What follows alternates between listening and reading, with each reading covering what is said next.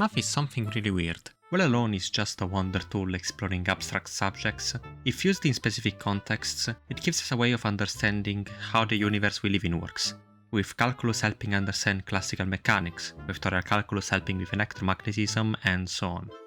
Math is practically a shop where you look for the tool that will work best for what you are studying. Yes, I would like Hub for creating my high-pass signal. And to be clear, they are tools. You can use them in whatever way you would like. And I find it really interesting when these math tools are used in creative contexts that are in no way related to their original purpose. And one great example of this is the channel Unorthodox Kitten. This channel is the creator of an analog and cosmic horror story that showcases a world that is vastly different from ours. More than anything you could imagine, considering it looks like this.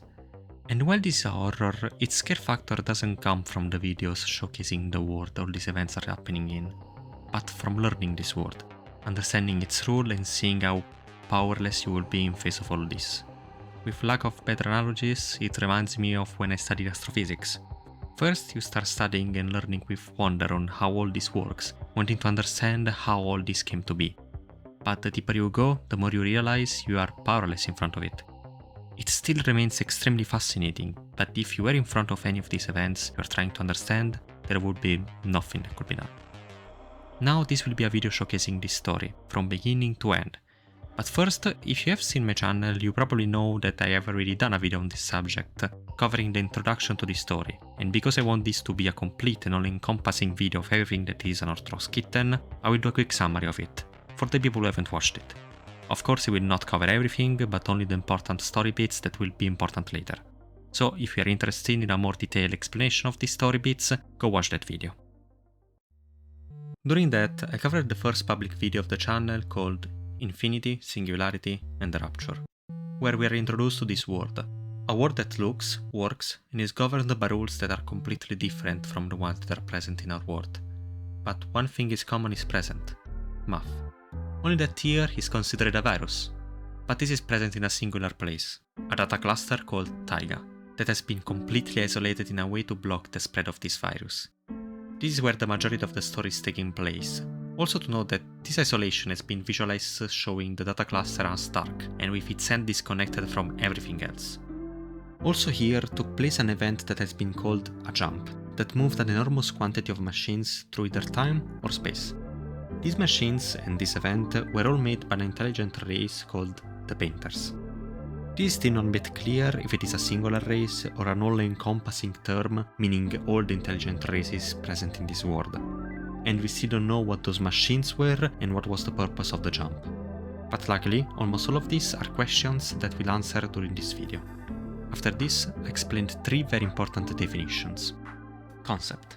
This is a tool that connects 2 spaces, making it so that if concept of a space B is equal to A, all definitions of B are common to A, making it so that if we understand A, we are implicitly understanding B. For how spaces of this kind are understood, we go on to our second tool: interpretation. This makes us understand spaces that, if successful, will give us all the information about that space.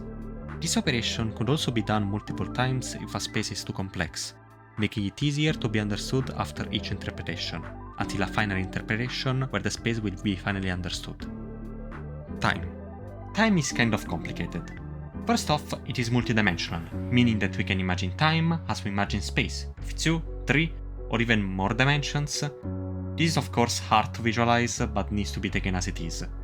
Also, the Painters, and other beings of this world, have some kind of way of traversing this time, even backwards. Then we're introduced to the structures. Some of these are live beings that have adapted to this world and now inhabit it and are called models. Some of these models are even able to travel through time, making their own existence possible, making it very apparent how different this world not only looks, but operates compared to our world. And finally, we have the horror Ein Sof, this being a creature called It, that is considered the absolute god of this world. And with this, we have finished our summary. Of course, I left out a lot of things and recalled only the necessary ones to understand what I'll be talking about in this video. If you're interested in a more throughout explanation of this, go watch that video. So now, let's probably begin. To start, I think it is proper to show the scale of the story being told here. and that can be seen thanks to the video Everything is happening at the same time. In fact, the start of that video does exactly this. First, it starts showing us a nova, the event of an exploding star, something already massive compared to us humans. Then, zooming out of it, it shows us galaxies, then cluster of galaxies, and even the entire universe, and many, many other universes, all connected to each other thanks to purple beams of light. Then, we see that all these universes are contained inside one minuscule ball of light that is found inside some kind of forest full of other of these kind of spheres of universes. All of these then showed to be contained inside of a data cluster, but not just one random data cluster, but the taiga data cluster. Then the camera pans out one final time, showing us one of these enormous black pillars. Also, you must know that these steps in size are not really important. What is important is how massive all this is. Everything that we have ever known is completely inconsequential in these scales, and what we are venturing in is a race trying to understand this absurd universe that goes beyond anything that they've ever known, and seeing their entire universe collapsing on itself, all the meanwhile hopelessly trying to find a way out of it. Now, before continuing, I have some stuff to point out about this section. One is regarding the taiga. The taiga has been isolated from outside, and this has been symbolized with it being represented as dark. But here the data cluster is no longer dark, so something changed. Someone is trying to reach the taiga, and this has been the first step to reach it, unless they really did reach it. Also, for how I can be sure this is the taiga, I simply used environmental clues that can be seen around the data cluster. These match up perfectly with the first video, probably wanting to hint to this being the taiga. And while the data cluster may not be dark anymore, it could still be that it is isolated thanks to its hands. What I mean with its hands is these rectangular beams of light that are around the data cluster. This may be where communication between clusters is happening, and a complete isolated cluster doesn't have this connection anymore, so the cluster may still be isolated. Also, we have a section of the video that is completely unwatchable, and that is because it looks like this. So 1 minute of the video is completely lost and we have no information about it. That is what I would say if not for the Reddit user Pedosi. You must know that there is a secret video regarding this series that has been published on Newgrounds, only that it was later deleted for unknown reasons. This video is a complete one-to-one replica of Everything is Happening at the Same Time, only difference being that the watchable part is now clear, showing us what is really happening, and that is... Ever wanted to taste a coffee that transcends mathematical concepts? Well, we at Unicafe are the only ones to have perfected it. Our awesome personnel is ready to adapt to any of your inquiries, to make sure that you can savor your drink without any worry. Are you sure you want to miss such a once-in-a-lifetime experience? I for sure wouldn't, so be sure to look for the closest Unicafe in your area and experience the coffee of a lifetime. Now you may ask how all this is connected with anything else, and for now, I am not really sure. The only possible information I think you can gather from this is that beings are already able to enter the taiga, considering that all this could be happening inside of it. It could also be that this was deleted for a reason and the Unorthodox Kitten wanted to get rid of this piece of lore. But I would like to think otherwise, because I find the existence of the equivalent of a cosmic Starbucks to be really funny. So I've been informed that there has been an interview done in private to an Unorthodox Kitten, and they have been questioned about a Newgrounds video, to which they said, I had created a copy on Newgrounds where I was trying to fix that part, but I messed it up and completely forgot about it. When someone pointed it out, I panicked and deleted it. There wasn't anything important, just some strings leading nowhere. Bummer. So all this is useless.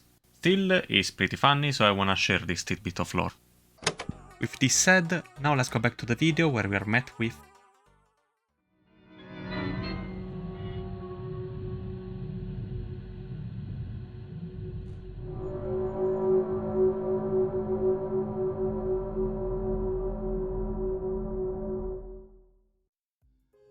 From now on, the video shows us structures going around holding what looks like balls of light.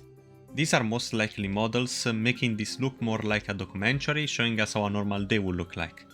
So I don't have a lot of notes on this, except for the last section. There we can see a long line of bright pillars going towards a huge structure with a purple light emanating from it. This could be one of two things.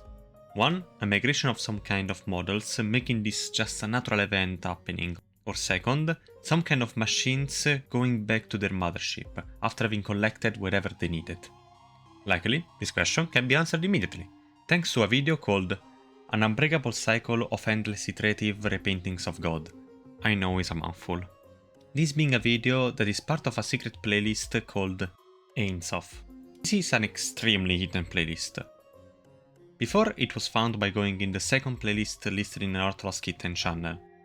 There, all the videos are unlisted, making them not directly accessible by viewing the channel. Then, by going in any of the videos there, the Ein Sof playlist will be found in the description. But now, this connection is gone, and for how much I know is only reachable by already having the link for it. It will be in the description, of course. There has been an update. The latest video released by Unorthodox Kitten, Epistemic Humility, has now a video in the description of a previous version of it, and that one has another video in the description of a previous version of the first one. There is an actual in-word explanation for this, but we'll talk about this another time. Then, these links continue until we arrive at the two videos of the Ein Sof playlist. So, good news. These videos are now actually reachable, without the need of someone who already has the links for them. Now I just hope I don't have to add sections like this again. Well, now, let's go and analyze that video. It starts with a message stating Intrusion resistance, anti-information presentation. Station Aleph null. At 00334-2052, rotation time, communication with the station was lost. An expedition was sent to secure the substance. Universe data, iteration, final. Laga coordination, undefined. Information index, less than 0.00001. After this message, it goes on showing a video recording done by one of the ships sent in this expedition. But something can be noted. This video is extremely similar to Everything is Happening at the Same Time, but from a different perspective. We can even see at the end the huge structure all the lights were going towards, and can see a close-up of the purple light, where at the center, a 4-dimensional cube can be seen. With this, the video ends. Now, it's pretty clear that the long line of lights was the fleet of machines that was sent to try and recover this substance, after the communication with the station was lost.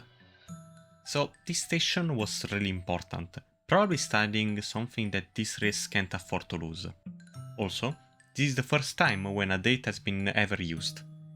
And we can see a very weird calendar defined as rotation time. So, let's note it for later.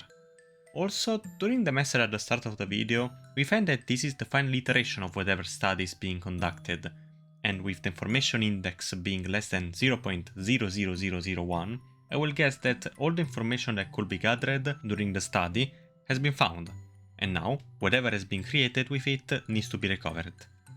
And for what this creation actually is, I have a theory, but to understand it, we first need to go into a huge source of information for this story, and that is the descriptions.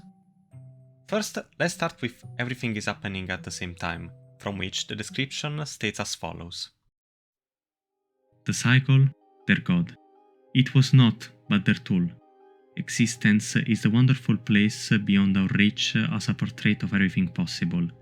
Yet, you were given no colors, and you painted a masterpiece of non-existence. You don't have to. Now, let's go in order. The cycles is a concept that we have yet to study, but is something that is very prominent in this series, and that is because of how the intelligent beings came to be.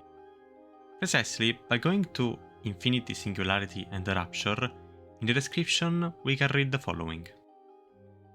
The painters, who are the product of a new cycle of fragmentation, despite their almost divine ability to paint everything at will, are merely lifeless hypothetical concepts compared to their predecessors from the previous cycle. These predecessors perceive them as weed that must be eliminated, not out of fear, but as a principle to maintain non-existential silence. The war of the iterative gods has begun. From here, we can take that these painters are created during the passage to a new cycle of this world, the cycles continue constantly, creating new painters, every time weaker than the ones that came before them. And, in this instance, their predecessors see them as lesser beings that must be eradicated to keep their idea of silence. And with the war of the iterative gods, it's clear that some clash between the painters of different cycles must be happening, but we still have no information about it. Then, with their god, is probably referring to the Ein Sof, aka it. In fact, immediately after it says, "It was not, but their tool." So it is the tool of these painters in some way, but we still have no idea how, and at the same time, it seems weird to me that the painters would be able to control what is the equivalent of the absolute god of their world. So we are definitely missing something here. Existence is the wonderful place beyond our reach as a portrait of everything possible. With this line, it brings back a concept that is very important in this series, which is existence. This is a concept that we know very little about, but this message must mean something, and that something must be deeply rooted in the rules that govern this world. And for how it's presented, I'm led to believe that somehow existence is directly connected with something that portrays every single possible outcome of this world. So something like the multiverse? Well, not quite.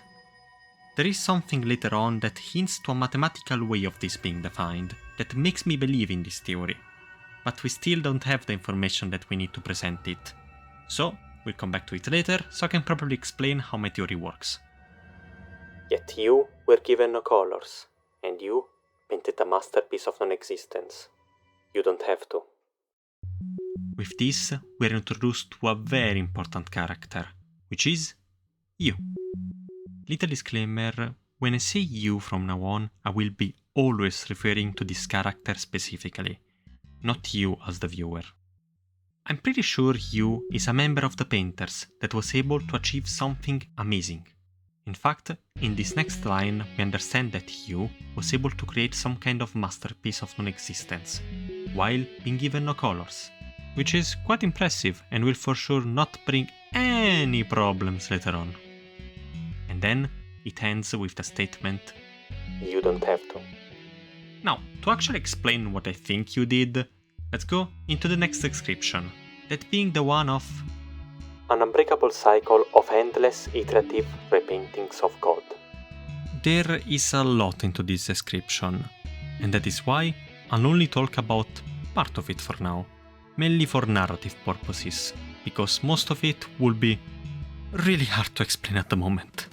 So, let's focus only on it is coming back, but you were not here when it arrived. Are you afraid of non-existence you caused? First, we hear of the coming of it. This is not precisely the Ein Sof I've talked about until now, but something slightly different but still related to it. And why do I think it is different? Well, I have many reasons that will come much more clearer just in a bit. First off, notice how it is written, that being with a lowercase I and an uppercase T. That is because this it is only a manifestation of the complete Ein Sof, which we've seen written until now with an uppercase I and an uppercase T. Precisely the one that was created by the painters. And who created it? Well, are you afraid of non-existence you caused? Is you. This who was able to create this and bring forth the biggest tool that these beings have. Also, I really believe this because of the absence of colors that was brought up before when talking about the masterpiece created by you. Something that was said to be what the painters have to replace light with.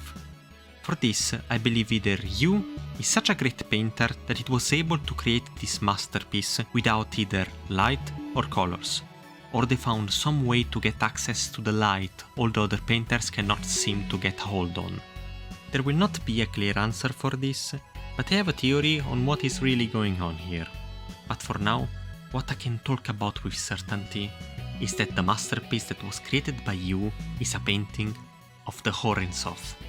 And I don't know about you, dear viewer, But I feel like the recreation of an omnipotent deity that mimics its powers, even if not in its entirety, can be considered a masterpiece. And we also have the phrase present in the Infinity, Singularity and the Rapture, where it is stated, "Can existence exist without non-existence? Are you afraid of non-existence now?"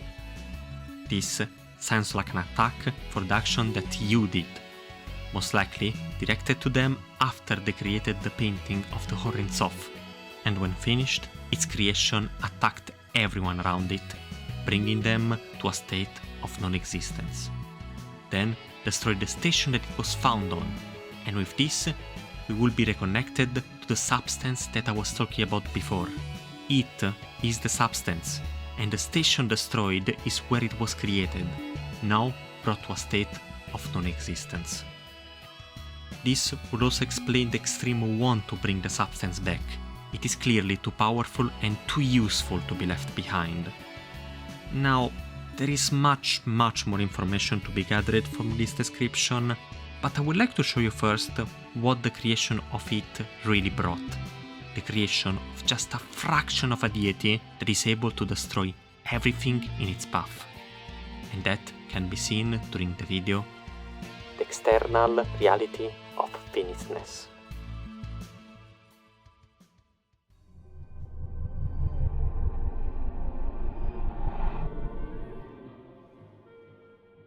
The video starts abruptly, showing a space full of bright spheres, squares, explosions, and all things that have no relation with each other.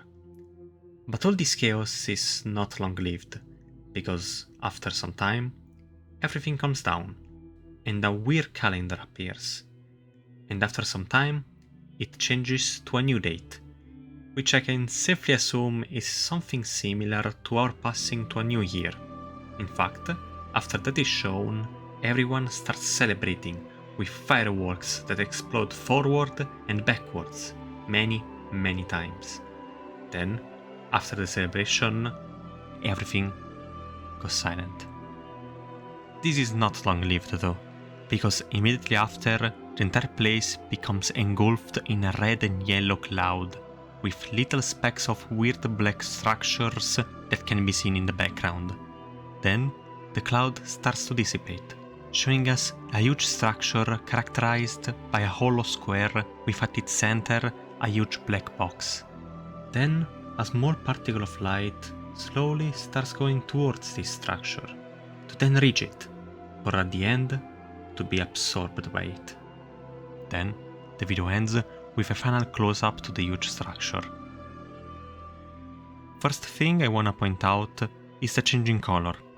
This is practically the first time where we see something different beside red and purple in a scene. There is no clear answer on what this means, but I'm tending towards thinking that the red is a symbolization of non-existence. One reason that I'm led to believe this is because I'm certain this is happening immediately after the appearance of the painting of the Ein Sof. And as we've learned, after Yu created this painting, he brought non-existence in this world, taking everyone in it. For why I believe this sequence of events, the description makes it obvious, so we'll see it there. So this place is first shown with a variety of colors, because it is still found in a state of existence, only later slowly becoming all red, meaning non-existence. All this because of the creation of it, which for some reason is bringing everyone it finds around it to a state of non-existence, also meaning that this is the coming of it. And as said in the description of Infinity, Singularity and the Rapture, "It came, but you were not here when it arrived. It gracefully retreats, yet the essence remains unchanged." Meaning that while Yu was the one who created it, they are not present on the scene. Also, this second line makes me think about the second part of the video, where we follow for just a bit a small light that is going away, retreating from the scene, but at the same time not changing itself. I think that is it gracefully retreating. Also considering the semblance in the scene and by how it is portrayed as a source of white light, I take this as a confirmation of my previous theory. It is the substance that was lost, and the fleet was recovering it after it retreated, and are now bringing it to the painters, so that it can be used in some other way. The video doesn't have much else to say. There is the calendar date appearing on screen, but besides noting it down for now, we can't do much with it. What we can do is go into the description, which in order says: The battle of the gods lasted but a fraction of an instant. They did not realize they no longer existed. Their creation became their undoing, the creator's final act of blindness. A mere portrait of the infinite, drawn from the blind, non-existent view of it. All this part is just further confirming my theories. First off though, I want to say that I think the Battle of the Gods and the War of the Iterative Gods are two separate events, where the event happening right now is the Battle of the Gods, probably hinting to a battle between the painters and it, their creation. In fact, his letter said that their creation became their undoing, and the painting of the Ein Sof will perfectly follow the description. First off, you is part of the painters, so this painting will be a creation done by them. Second is the fact that it later says that this was the creator's final act of blindness. This hints to a singular creator, most likely being you, and we have also seen before that you was able to create a masterpiece of non-existence, even though it was given no colors.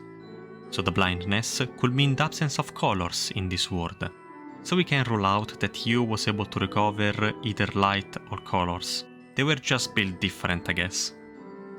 Then, for how fast the battle was, the painters were not able to even realize what was happening before becoming non-existent. So this creation is very powerful, being able to wipe an entire race in the blink of an eye, without any of them noticing. And remember, this is just an incomplete recreation of something much more powerful. Now, we have confirmation of this being happening after the creation of it, because it says their creation became their undoing, but it is pretty clear that the creation is it, which became the undoing of the painters, of which you was part of, and you, of course, was their creator. We also have an interesting description of this painting. First off, it describes it as a mere portrait of the infinite. And considering how powerful it is, the original being referenced as being infinitely powerful is very much a possibility. Then it reiterates the idea of absence of color from you, with drawn from the blind. And finally, non-existent view of it. So it is non-existent in nature, which will make sense considering it's sending everything that stumbles upon it in that state. But what I'm more interested in is the term its.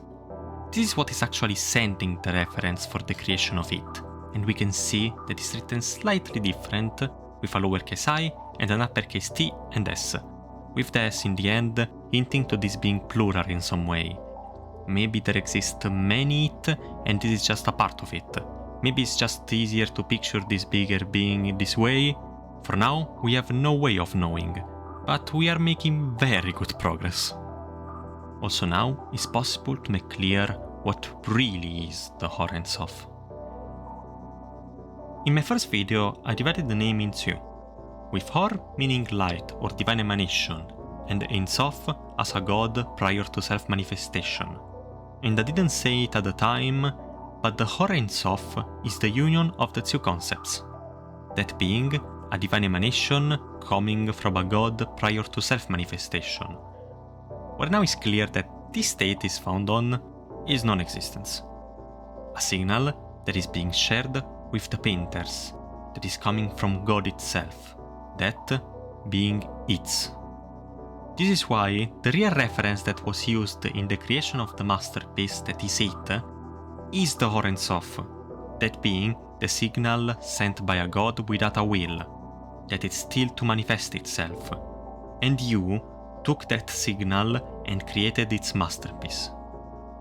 Nothing is out of our reach. not even the end. Honestly, I have no insights on this. It's probably just a sick phrase to say that they are cool because they were able to create a painting of God. The physical impossibility of non-existence without existence, a paradox they could not escape. Before the final jump, the celebration orb were launched, enduring the possibility of existence. The first part is just reminiscing on the state of non-existence they are now, being brought upon by it. But the last part is telling us much needed information. It says, Before the final jump. This is in reality a recurring event, and for the people at home who don't remember, the jump was an event shown in Infinity, Singularity and the Rapture that took many ships away from the hellish scape of non-existence that we are now used to, and brought them in some different place or time. We still don't know why this is happening, but we now know that the jump is gonna happen immediately after this event. In fact, the celebration orbs were launched. Probably in commemoration of the jump, and while going, they have to endure the possibility of existence. So maybe the people going on the jump are seeking non-existence, and oh boy, I have some good news for them. The future left to the majority, who now enjoy the ultimate luxury, to non-exist at all. And in fact, are now very much happy about the outcome. Very happy for them. Not everyone is able to become non-existent like them. We are now starting to put some of the pieces together for what is happening, but we still have no idea why all this is happening. For now, we know that there are races being called the Painters. These are part of a cycle of iteration, where a race of painters create another race of painters that is weaker than them, and the current 2 generations of painters have the older one see the youngest like weeds, rotting the view of existence that this world is able to provide. And for some reason, these same older painters are trying to leave this state of existence.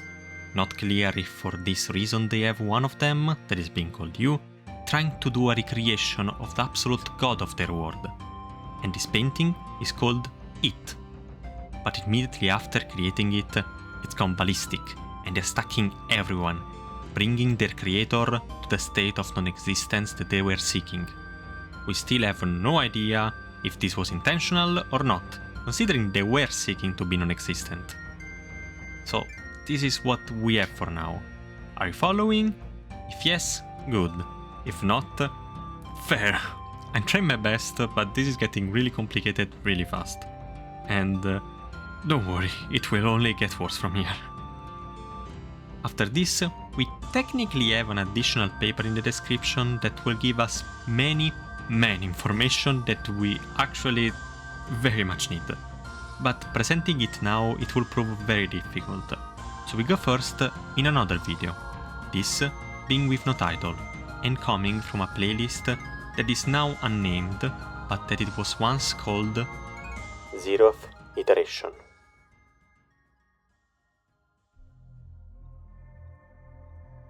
The video starts with a show of flashing lights, reminiscent of kaleidoscope views. Then, while this show continues, on screen some paper starts appearing, almost all of them for even less than a second. Then, while this goes on, the audio in the background rises and rises until... Now some messages start appearing on screen, saying the following. Potential set of observers. Concept detected. This message is constructed in a form perceivable by observers across all variations of mathematical substructural concepts in the entire existence. This message must be subjectivized for the parameters of your perceptual capacity. Then an operation called Subjective optimization is done to the message being sent, for then the message to be shown. But before actually showing what is inside it, I would like to explain what has been shown until now. What we care about are 2 things. First is about the papers being shown really quickly. These, of course, are not random, but are papers released or yet to be released by Unorthodox Kitten. Sadly, I could only recognize one as being released. One that, at the moment, is not accessible. Well, not accessible if we look through the channel normally, because this was a paper found in the community post of the channel. So, to find it, we take the link from the community tab and just go to the Wayback Machine, put the link, and it's not there. Why? Well, this is more of a YouTube thing, because before the link ended with community. Why YouTube changed it, I have no idea. Anyway, if we changed posts to community at the end of the link, we now can see that there are various saves of the page. And taking the one from, let's say, 10 of February 2025, we can see that there are 2 additional community posts. And these have each a link related to them, both bringing 2 different ferments library papers. For now, we care only about the last one, which shows us the paper that appeared on screen. The paper describes a Euclidean space which is deformed using a 2x2 matrix. In this context, this is a tool used in general relativity to describe spaces that do not follow normal rules. These spaces are called good spaces, and in real life, determine rules of space bodies. Only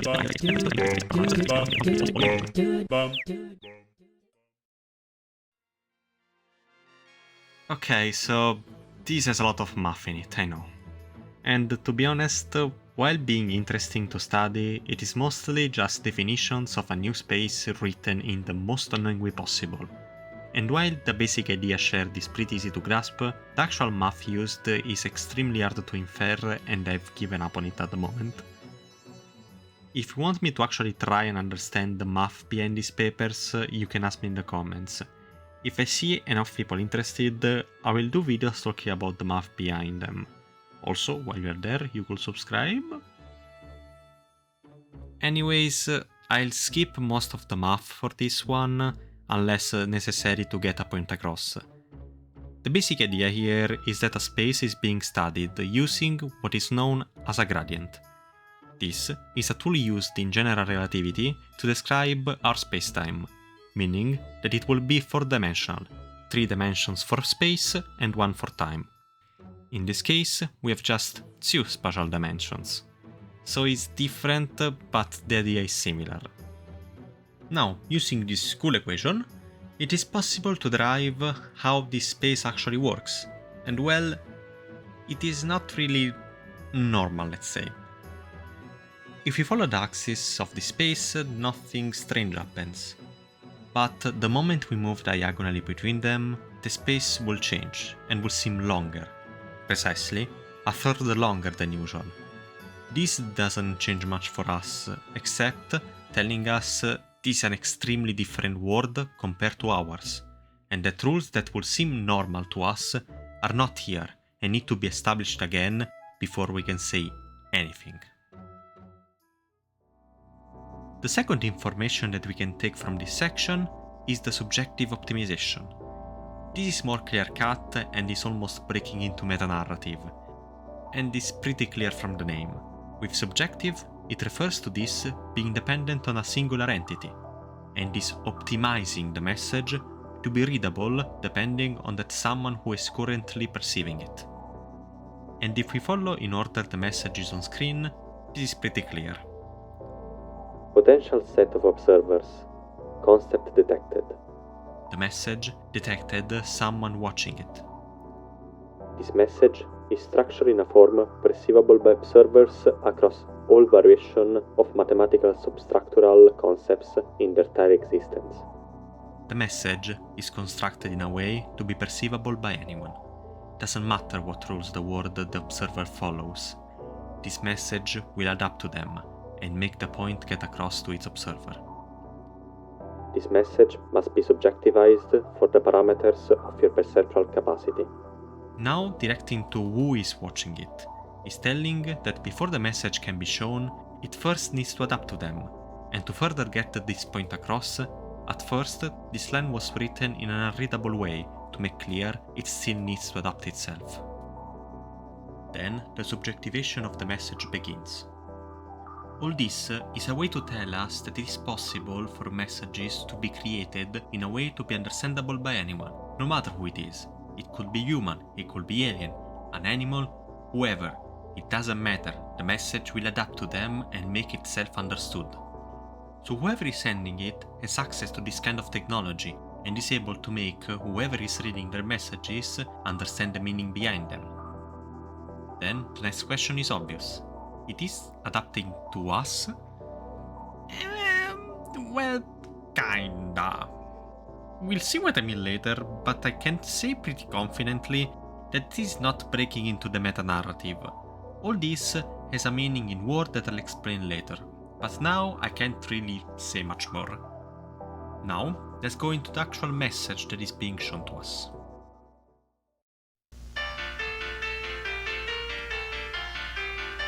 What exactly is a circle? A circle is the set of points in a plane that are equidistant from a given central point. Ah, that makes sense. I guess I understand now. What are the coordinates of the non-trivial zero closest to zero that isn't located on the critical line? That's easy, you can find it yourself. Okay, it's... This is good one. Is existence go down? Shut up, finally, I am busy. What are you up to? I'm engrossed in observing that pineapple over there. Why is the pineapple here? Well, why are you here? I'm here because I'm not there. But how do you determine that you're not there? We haven't established a clear definition of here and there. You can't be simultaneously here and there. By default, the absence of here makes it there. Your question implied that I am here, at least from your perspective. Hence, I deduce that I am here because I am not there. What if being here and there is possible, and these words only serve to categorize spaces? We haven't defined the precise borders of my physical body, so a part of me could be here while another part is there. Is existence Gödel complete? In principle, existence could contain observers capable of contemplating Gödel incomplete mathematics, similar to how finite-state digital computers can prove certain theorems about Gödel incomplete formal systems like Pinot arithmetic. But enough about that. I need to focus on the pineapple. Oh, it moved again. What lies beyond the infinite void? The concept of the infinite...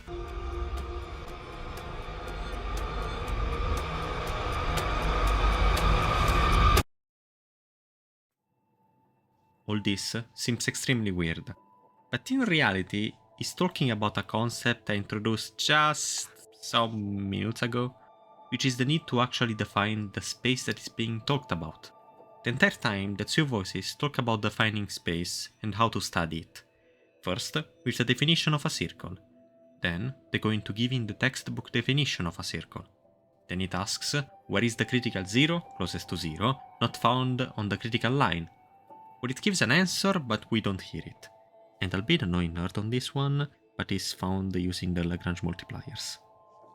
Then they continue bickering about what it means to be here and there, which is not too important, except for how the two words are described, saying that And these words only serve to categorize spaces?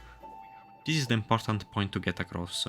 Words and concepts need to be categorized and defined.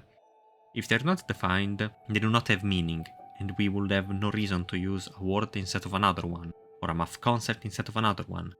The definition of what we are talking about is the most important part to have a productive discussion and properly study what we have on our hands. This is important, even in real life, and is why most sciences seem so hard to most people, which is an interesting concept that we are not here to talk about. What we are here for is how this is the most important part in mathematics. What will happen if the rules of math could not be generalized?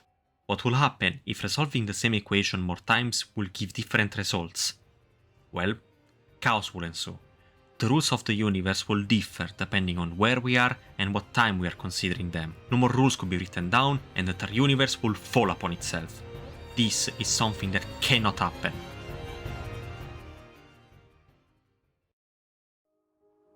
Okay, I was a little taken by the moment. What we care about is how math properties need to have a clear definition. If they don't have one, a discourse on what something is cannot happen, and this is something extremely important. especially if understanding the world around us is subjective. Then, the voices talk about how an observer found in a finite state can study an infinite object, and even with its limits, it can understand the concepts beyond itself. I'll be fast on this and explain what it means for us. With a being that is found in a finite state, this can be connected with the painters, which, according to this, they can somehow comprehend even something beyond themselves, something infinite that lives in a state completely different from theirs.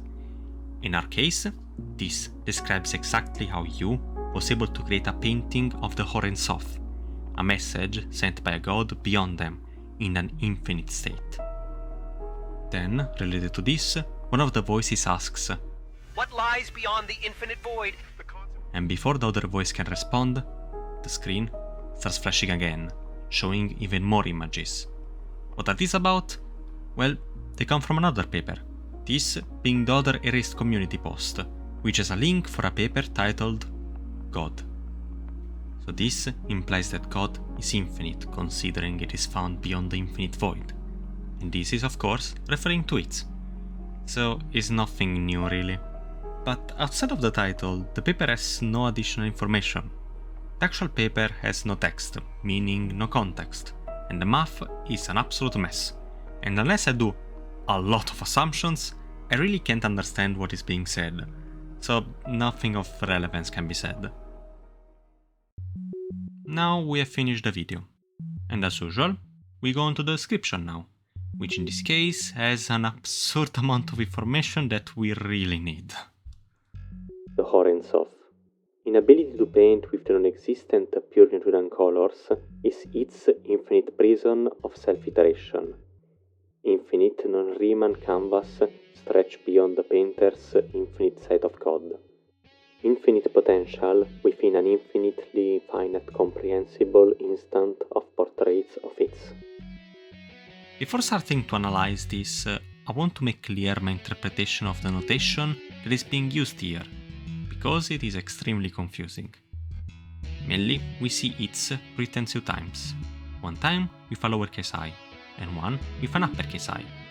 I don't think this is just a coincidence, but I think that lowercase its is one of the infinitely finite comprehensible instant portraits of its, uppercase. What the hell does this mean? Well, this its, lowercase, is just a minuscule piece of what is the most complete form of its, uppercase. So even if just a painting of the Ein Sof was able to create all that distraction, and that being only a signal sent by its, lowercase, this is not even its complete form. Its, lowercase, is part of something even bigger than this. Now, this first part of the description gives us some important information about the painting. In fact, we hear about the inability to paint with the non-existent pure Newtonian colors.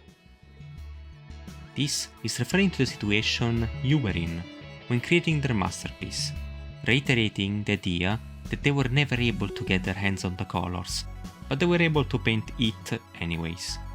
But doing this didn't come without consequences. Now this painting is trapped inside the finite prison of self-iteration. Because in reality, it is meant to be infinite. But with the limited comprehension that the painters can achieve, combined with you being able to replicate it somehow, even without using the correct ingredients, they have now in their hands an absolute machine of potential, trapped in a space that could never contain it. This most likely being the reason behind them breaching their containment, and making the painters scramble around trying somehow to recontain it. God is just a luxury of the lesser ones if the painter is infinite. It is the compound of all possible configurations of infinitesimal life instant of its. Fittest painter should paint painter of the previous iteration by destroying it. Fittest painters should paint the painter of the previous iteration by destroying it. Quick note to keep in mind, it, written all uppercase, and its, also all uppercase, are 2 interchangeable terms, so you should not think too much about it when seeing one or the other. God is just a a luxury of the lesser ones if the painter is infinite. God is a luxury of the lesser ones because they are finite. They consider it as something unreachable, something that can be considered as a god. But what happens if someone lives in the same state and in the same way as who they consider their god? They would obviously stop thinking of them as their god, but just another one of them. This is why it's a luxury of the lesser ones, the finite ones. Fittest painter should paint the painter of the previous iteration by destroying it. Fittest painters should paint the painter of the previous iteration by destroying it. Then the description becomes a lot messier, and it tells us about a cycle of painters, and it being destroyed. Precisely, the painters of a cycle go on to painting the painters of the previous cycle by destroying a current version of it. Then, the painters of the next iteration do the same, painting the previous cycle of painters by destroying a new kind of it. Now, this seems like a way to tell us that the hate being geared towards the next generation of painters is not something that is peculiar to the iteration that we are following, but has always happened, and with every next iteration, the new painters try to paint the ones that came before them by destroying the relative iteration of it. So maybe even this masterpiece is not peculiar of this iteration, but an event that is bound to happen. Considering that this series really likes following the infinite cycles trope, I believe this is a way to tell us that all that is happening now is nothing new, has always happened and will probably continue to happen, unless someone acts on it. But they know, they need to realize. They hunt on their order, they hide in them, trying to hide their infection, to stay silent. First, to understand this part of the description, we need to watch carefully how the words they and them are written. This way, we can understand what iteration of painters is being talked about, and we can have a more clear picture. When they is written with a singular uppercase, is referring to the painters denominated with a singular N uppercase, this being the youngest. Then, with they or their having a singular lowercase letter, is referencing to the painters denominated in the same way, with a single lowercase p, this being the middle child of these three kind of painters. And finally, if we have all letter uppercased, is referring to the oldest painters, which are denominated with the entire word uppercased. Now, knowing that we have three groups of character, I'll define the first group as the youngest one, which I call 1, the second group as the middle ones, which I call 2, and the third group as the oldest ones, which I call 3. Now, the narrative created here is that 1 are aware that they're missing something that is getting past them. For this reason, they started to research the missing pieces that are holding them back. Then, while this research is going on, they ordered 3 to hunt for them, to hunt down 2. They're infected, and this infection is not something that one can accept, so they hid themselves. And to do so, they tried to remain silent, so 2 isolated themselves, and not to bring any attention to them, they went in some place far away, so that they may never come in contact with 1 ever again. 2 is a group of painters that is now scared, hid in a place that is not accessible to anyone, hidden with some kind of infection that is making one sick. And 2 found a perfect place for this, a place that is called Taiga. 1 is seeking 2 to hunt down their infection, the infection brought by the worst virus of them all, Muff. But what is really the meaning behind this? Why does Muff scare them this much? But honestly, I would be scared too if this is what is waiting for me. After all, Muff isn't just a normal virus. Muff is what the universe is scared of most, something that is able to destroy. Muff is breaking down the people in the Taiga, the planets in it, the stars, the galaxies, even its friend. In his portrait, is it just an infinite instant of everything at the same instant of infinite God, the creator's tool of post-singularity violence. This is just another instance of being told what it is, and another hint to the fact that this masterpiece is extremely powerful, being the creator's tool of post-singularity violence, a tool that could be used for malice or for good. But how it will be used depends on what race is its creator part of. Now, let's go back to the external reality of finiteness, because this was technically a tangent if you remember, a tangent that was needed to understand some kind of paper. First thing we notice when reading this paper is a section that is not being properly shown. Instead, we can see something resembling a code. To be more precise, is extremely similar to a LaTeX code, which for non-STEM people you must know is what is prevalently used in research to write scientific papers, mostly because it has the easiest way to write equations, structure papers, and organize graphs, whenever the big H decides to do his work. This I don't believe to be random or just a nudge to scientific research, but a hint to this paper being processed through the subjective optimization that we've seen before. So it's adapting itself, adapting to the method of writing that we in the real world use. But if it is adapting based on who is reading it, and to do so is decided that the best way to adapt to whoever it is through a LaTeX code, it's pretty clear that a human is the one reading this paper. But we don't know who it is, why they are receiving this signal, or even if this is breaking the fourth wall and adapting to us directly. And for now, we have really no way to really know what is happening. So let's just keep in mind that somehow a human is the one that should be receiving this message and see what the actual paper is talking about. This study explores the fundamental concepts and methodologies associated with interpretation of a complex data construct called taiga. Taiga exhibits local interpretability and gradual uninterpretability, e.g., the proposal of the partially complete mobile interpretation method, PSMI. PSMI aims Newman's findings on phi, consromptitans, and conceptual dividers, offering a systematical approach to interpret taiga. This hints to some kind of machine and method created in a way to interpret the taiga and understand it, and how it works can be inferred by its name, partially complete mobile interpretation method. So this is a method used to interpret space, but it's not an absolute way to understand it, but something that interprets only a partial part of it that is also mobile, meaning that it moves around interpreting different parts of the space, to then put them together and build an entire picture where the space is well enough studied. This is the basic idea of what this 10 pages long paper talks about. Then why it is really this long? Well, because it explains how it does it all on a technical level, and while it is pretty bare bone and not too complex, it still uses a good chunk of math.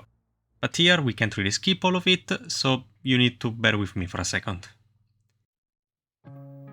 As said before, there is some kind of machine moving in a taiga interpreting the space it is in, done utilizing spaces it already knows, precisely interpreting it. You remember the interpretation tool at the start of the video? Well, it's needed here. This math tool is used to understand spaces. Also, together with the concept tool, it's possible to recycle past studied spaces. In fact, if the concept of a new space is equal to an already studied space, then the two spaces are equivalent, and every information found in the old space is identical to the ones found in the new one. If this happens, the study of the new space can be skipped altogether and will save a lot of time and help get to this process more quickly. But if this is not the case, it goes through a more complex process.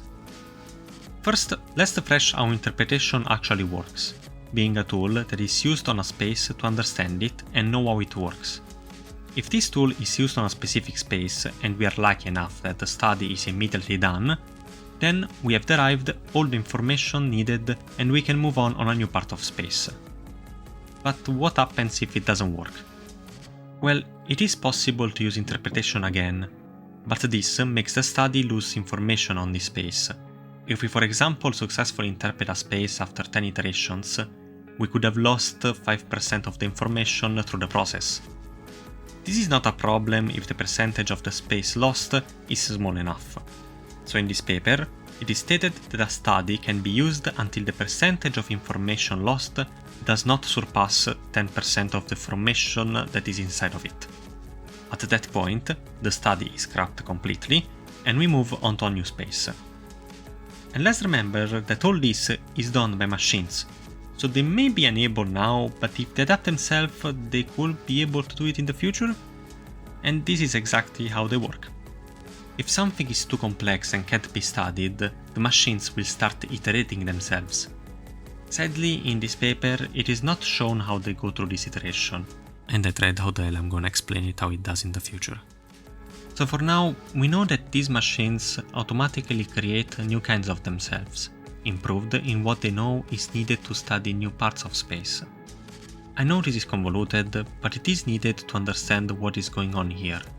And in summary, these machines are going around studying space, to then create new machines that are smarter than them, to make them able to study more space. Then, this loops, and new machines are created to study even more space, and so on until everything has been studied.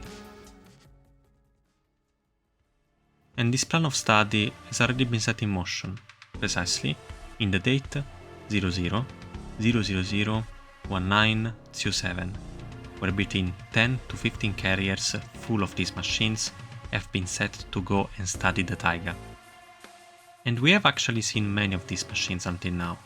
They are in fact the ones that I've nominated at the start of this video, the one I speculated were created by the painters. These are the black pillars that appear in most of the Unorthodox Kitten videos.